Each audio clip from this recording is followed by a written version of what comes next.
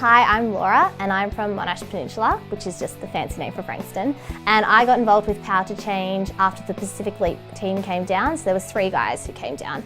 And they launched basically Power to Change at my campus and a few others in Melbourne. I went to Byron Bay, which is the catalytic team's project. So all the people from the catalytic campuses around Australia go there. I have some pretty cool stories. So one of them was we were about in our first week in, and we were going out for the night evang. And I was actually supposed to be on the prayer team that night. And for some strange reason, obviously God was working, I really wanted to go out that night. So I ended up swapping with one of the girls on team. And so we went out that night, and it was probably about 11 p.m. at this point. And I saw this girl sitting on a park bench just looking out to the beach. And I just randomly decided to go up and talk to her. So I just walked up to her and said, "Oh, hi, my name's Laura. I'm from a Christian group called Power to Change." And she was really, really keen to talk to me. I don't know how, but somehow got into the conversation. And then she was telling me how she had, a friend of hers had been inviting her along to their local church, which is just down the street from her, for a couple of weeks. And it was just so clear to me that God had been working in her life up to this point. I was really excited at that point because I'm like, oh my goodness, like God had really prepared her for this moment. And that was something that our team had been praying for.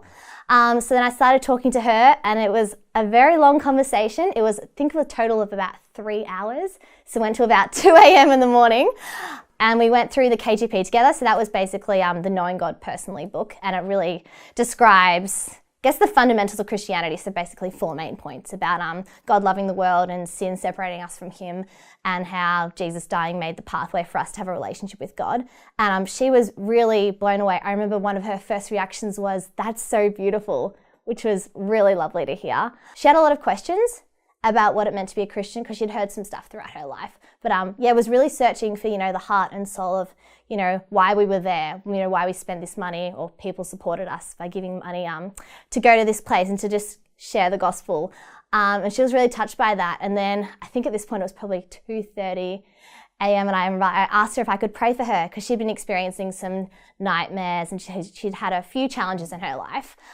So she sort of hesitantly said yes to that. So I was able to pray for her, which was really lovely. And then we talked a bit more. And we got to the point where I asked her, "Do you think you would like to pray to receive Jesus?" And she was like, "Yes." So we actually got my phone out and we wrote down a little prayer on my phone about specific things that were really relevant to her. Yeah, I asked her if this was, could she say it and mean it? And she was like, "Yes." Yeah. And then I told her, I was like, "Oh, do you know that you're a Christian now, like a child of God?" And she's like, "Yes." How cool is that? So we kind of had to part ways at that point.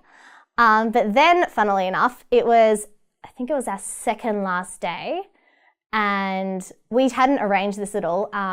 But we were out for our last night of evang, and I saw this girl sitting on a park bench just looking out at the coast, and I was like, I really like park benches. I'm just going to go talk to her.